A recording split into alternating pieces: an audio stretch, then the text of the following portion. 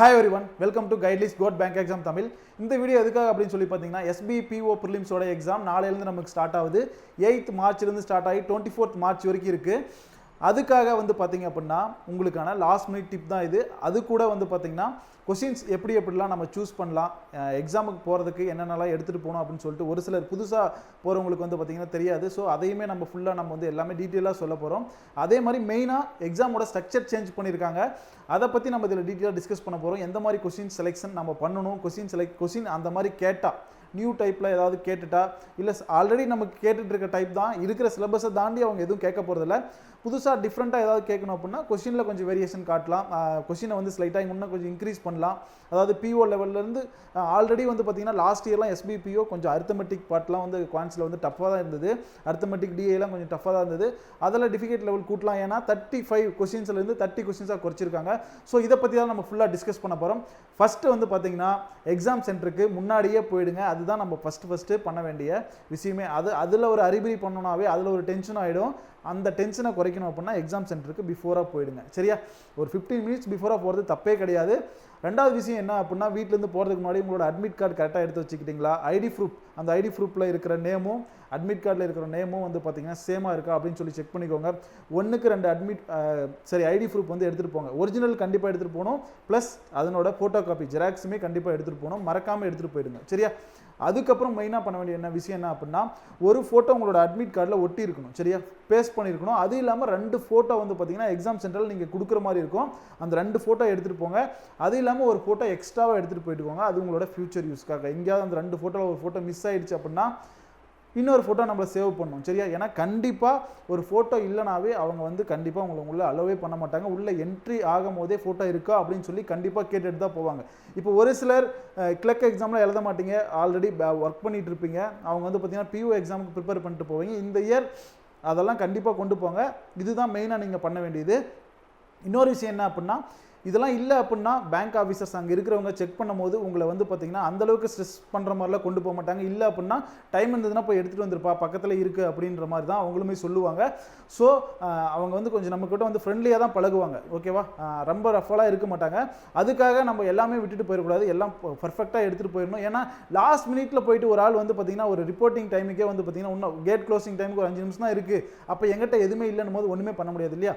அதனால தான் திரும்ப நான் ரிப்பீட்டடாக அதை சொல்கிறேன். கரெக்டாக எடுத்துகிட்டு போயிருக்காங்க. அதே மாதிரி PWD கேண்டிடேட் வந்து பார்த்தீங்கன்னா அந்த ஸ்கிரைப் ஃபார்ம்லாம் கரெக்டாக டவுன்லோட் பண்ணிட்டு போங்க. தனித்தனி செப்பரேட் சீட்டில் கொண்டுட்டு போங்க. சரியா, உங்களோட அட்மிட் கார்டுக்கு பின்னாடியே ஸ்கிரைப் ஃபார்ம்லாம் வைக்காதீங்க. சரியா, நான் லாஸ்ட் டைம் பார்த்தேன் SBI கிளர்க் அப்லாம் வந்து பார்த்தீங்கன்னா நிறைய பேர் அந்த டிஃபிகல்ட்டி ஃபேஸ் பண்ணாங்க. அங்கே சென்ட்ரலில் இருந்த ஸ்டாஃப்ஸ், SBIலேருந்து வந்த ஸ்டாஃப்ஸ் கொஞ்சம் ஹெல்ப் பண்ணதுனால அவங்க வந்து பார்த்தீங்கன்னா சேவ் ஆகிட்டாங்க.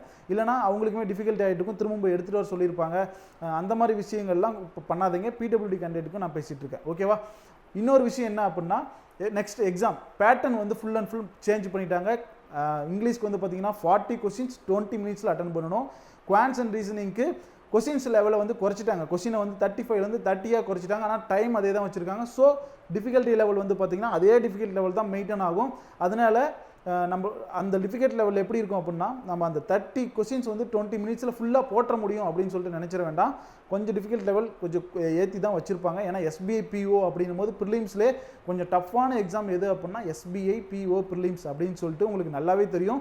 புதுசாக அவங்க தெரிஞ்சுக்கோங்க. அதுதான் கொஞ்சம் டஃப்பான எக்ஸாம். டஃப்னு சொல்லிட்டு மைண்ட் செட் அப்படி பண்ணிக்காதீங்க.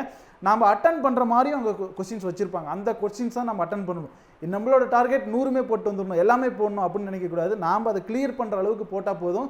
அதுக்கு மெயினாக என்ன பண்ணணும்னா கொஸ்டின் செலெக்ஷன் ரொம்ப இம்பார்ட்டன்ட். அந்த கொஸ்டின் செலெக்ஷனை வந்து கரெக்டாக பண்ணிட்டீங்க அப்படின்னா நாம் அந்த எக்ஸாம்ஸ் கிராக் பண்ணிடலாம் ஈஸியாக. சரியா, ஸோ அந்த கொஸ்டினை கரெக்டாக செலக்ட் பண்ணுங்கள். என்னை பொறுத்த வரைக்கும் நான் சின்ன டிப் கொடுக்க போகிறேன். என்ன அப்படின்னா இங்கிலீஷை பொறுத்த வரைக்கும் ரெகுலராக சொல்கிறது தான். நான் IBPS PO டைம்லேயே சொல்லியிருந்தேன். PO எக்ஸாம் அப்படின்னா RC பேராஜம்பிள் ஃபஸ்ட்டு வந்து பார்த்தீங்கன்னா பிக் பண்ணாதீங்க இங்கிலீஷில். மற்ற எல்லாத்தையுமே போட்டுட்டு ஃபைனலாக வாங்க. 2 RC கூட இருக்க வாய்ப்பு இருக்குது. 40 கொஸ்டின்ஸ் அப்படிங்கிறனால ஒரு RC கண்டிப்பாக டஃப்பாக தான் வச்சுருப்பாங்க. சரியா, அதை மெயினாக பார்த்துக்கோங்க. இன்னொன்று குவான்ஸ் அண்ட் ரீசனிங்கில் குவான்ஸில் டேட்டா சஃபிஷியன்சி குவான்டிட்டி 1 குவான்டிட்டி 2லாம் கேட்கறதுக்கு நிறைய சான்ஸ் இருக்குது. ஸ்கோரிங் பார்ட்லேயே ராங் நம்பர்லாம் வந்து பார்த்தீங்கன்னா கொஞ்சம் கஷ்டமாக கொடுக்கறதுக்கு சான்ஸ் இருக்குது. 5 கொஸ்டின் அப்படின்னா 2 கொஸ்டின் போட முடியாத மாதிரி இருக்கும். அந்த ட்ரிபிள் டிஜிட் 4 டிஜிட் பேஸ் பண்ணிலாம் இருக்கலாம். அதெல்லாம் ஸ்கிப் பண்ணிட்டு போங்க. சரியா, அரித்தமெட்டிக் பார்ட் உங்களுக்கு நல்லா தெரிஞ்ச பார்ட் நல்லா வரும். ஓகேவா, எனக்கு டைம் அண்ட் ஒர்க் நல்லா வரும், பைப் அண்ட் சிஸ்டம் நல்லா வரும். சரியா, மென்சுரேஷன் நான் நல்லா போடுவேன் அந்த மாதிரி இருக்கீங்க அப்படின்னா அதெல்லாம் சூஸ் பண்ணுங்க சரியா. இல்லை அப்படின்னா நான் சிம்பிளாக போயிடணும் அப்படின்னா ரேஷியோ அண்ட் ப்ரொபோர்ஷன் ஆவரேஜில் கேட்டிருக்காங்க, ஏஜஸில் கேட்டிருக்காங்க சரியா, இந்த மாதிரி போயிடுங்க. பார்ட்னர்ஷிப்பில் கேட்டிருக்காங்க அப்படி போயிடுங்க. அந்த மாதிரி பாட்டை சூஸ் பண்ணாதீங்க சரியா. பிஓனும் போது கொஞ்சம் டிஃபிகல்ட் லெவல் கூட தான் இருக்கும். அதே மாதிரி டிஐலையுமே செலக்ட் பண்ணி போடுங்க. ஓகே இதில் என்ன 4 லைன் தான் இருக்குது போட்டு போயிடலான்னு சொல்லி உட்காந்துட்டீங்கன்னா டைம் வேஸ்ட் ஆகிடும். ஈஸியாக ஒரு 3 கொஸ்டின் இருக்கும், அதை உங்களால் போட முடியாது. ஓகேவா, கான்செப்டை கரெக்டாக தெரிஞ்சுக்கோங்க. அந்த 3 கொஸ்டின் ஈஸியாக போடுங்க. அப்படின்னா தான் உங்களோட அட்டெம்ப்டை இன்க்ரீஸ் பண்ண முடியும். அதே தான் ரீசனிங்க்கு நான் சொல்ல போகிறேன். ஸ்கோரிங் பார்ட், பசில், இன்இக்வாலிட்டி அப்படின்னு சொல்லிட்டு நீங்கள் இதில் வந்து எப்படி போகணும் அப்படின்னா இதில் மெயினாக இன்இக்வாலிட்டி, சிலாஜிசம் இப்படி தான் மெயினாக நீங்கள் போகணும். ஓகேவா, எடுத்த உடனே பசில், சீட்டிங் அரேஞ்ச்மெண்ட் அப்படின்னு சொல்லிட்டு நீங்கள் போயிடவே கூடாது. ஓகேவா, அதே மாதிரி ரேங்கிங், டிஸ்டன்ஸ் அண்ட் டைரக்ஷன் இதெல்லாம் அட்டன் பண்ணலாம். ஆனால் பிளட் ரிலேஷன் வந்து பார்த்தீங்கன்னா அட்டன் பண்ணிடக்கூடாது. பிளட் ரிலேஷனில் பிஓ லெவலில் கண்டிப்பாக ட்விஸ்ட் இருக்கும். So blood relation first attend பண்ணாதீங்க. அதே மாதிரி பசில் அண்ட் சீட்டிங்கில் சிங்கிள் வேரியபிள் இருக்கும், அதை ஃபஸ்ட்டு அட்டன் பண்ணுங்கள் சரியா. இந்த மாதிரி அட்டன் பண்ணிங்க அப்படின்னா நம்ம நிறைய அட்டெம்ப்ட் கொடுத்துடலாம். ஓகேவா, கிளியர் பண்ணுறதுக்கு தேவையான அட்டன் கொடுத்துடலாம், அக்யூரஸியாகவுமே போட்டுடலாம். எல்லாமே போடணும், நான் ஆர்டராக போடணும், இதையுமே அட்டன் பண்ணணும் அப்படின்னு நினச்சிங்க அப்படின்னா நம்ம 100 கொஸ்டின் நம்ம போகிறது நமக்கு மேட்ரு கிடையாது. நமக்கு தேவை செலெக்ஷன், ப்ரிலிம்ஸில் பாஸ் பண்ணி போகணும், அது மட்டும் தான் மேட்ரு. அதை மைண்டில் வச்சுக்கோங்க. அப்படின்னா நம்ம ஈஸியாக கிராக் பண்ணிடலாம். அதே மாதிரி தான் நான் இங்கே பாருங்கள், அட்மிட் கார்டில் இப்படி தான் இருக்கும். நம்மளோட அட்மிட் கார்டில் இதான் கொடுத்துருப்பாங்க. கண்டிப்பாக ஃபோட்டோ வந்து எடுத்துகிட்டு போகணும், உங்களோட ஐடி ப்ரூஃப் எடுத்துகிட்டு போகணும். 2 ஃபோட்டோ அடிஷ்னலாக தேவை அப்படின்னு சொல்லி இம்பார்ட்டன்ட் அவங்களே கொடுத்துட்டாங்க. ஸோ நீங்கள் 3 ஃபோட்டோவாவது எக்ஸ்ட்ரா எடுத்துகிட்டு போய்ங்க. 1 பேஸ்ட் பண்ணிடுங்க, 1 3 கையில் எக்ஸ்ட்ரா எடுத்துகிட்டு போங்க. மொத்தமாக 4 ஃபோட்டோஸ் எடுத்துகிட்டு போகணும். பெண்ணுமே எடுத்துகிட்டு போங்க. உங்களுக்கு வேறு ஏதாவது தேவை அப்படின்னா வாட்டர் பாட்டில் எடுத்துகிட்டு போகலாம் உள்ள. மற்றபடி வேறு எதுவுமே அலௌட் கிடையாது. எஸ்பிஐனும் போது கொஞ்சம் ஸ்ட்ரிக்டாக தான் இருக்கும். ப்ரிலிம்ஸ் கொஞ்சம் அந்த ஸ்ட்ரிக்டில் கம்மியாக இருக்கும், மெயின்ஸ் ரொம்பவே ஸ்ட்ரிக்டாக இருக்கும். ஓகேவா, அதனால் இதெல்லாம் கண்டிப்பாக ஃபாலோ பண்ணுங்கள், எக்ஸாம்ஸை கிராக் பண்ணுங்கள். அதே மாதிரி நாளைக்கு ஃபஸ்ட்டு ஷிஃப்ட்டோட அனாலிசிஸ் எக்ஸாம் எப்படி இருந்தது, என்னென்ன பேட்டர்ன், என்னென்ன கொஸ்டின்ஸ் கேட்டாங்க அப்படின்னு சொல்லிட்டு எக்ஸாம் முடிஞ்ச ஒரு 5 to 10 மினிட்ஸ்லேயே வந்து பார்த்தீங்கன்னா உங்களுக்கு அனாலிசிஸ் வந்துடும். நானும் இமானுவேல் சாரும் 2 பேருமே லைவ் வந்துடுவோம். அந்த லைவ்லையுமே பார்த்து தெரிஞ்சுக்கோங்க. அப்கமிங் வீக்ஸில் எக்ஸாம் இருக்கிறவங்க, அப்கமிங் ஷிஃப்ட்ஸில் எக்ஸாம் இருக்கிறவங்க எல்லாத்துக்குமே அது யூஸ்ஃபுல்லாக இருக்கும். கண்டிப்பாக நம்ம சேனலை ஃபாலோ பண்ணாதவங்க ஃபாலோ பண்ணி வச்சுக்கோங்க. அந்த லைவ் இவெண்ட்டுமே கிரியேட் ஆகிடும். பெல் ஐக்கானை கிளிக் பண்ணி வச்சுக்கோங்க சரிங்களா. உங்களுக்கு நோட்டிஃபிகேஷன் வந்துடும் அடுத்து என்ன வீடியோ லைவ்லாம் வருது அப்படின்னு சொல்லிட்டு.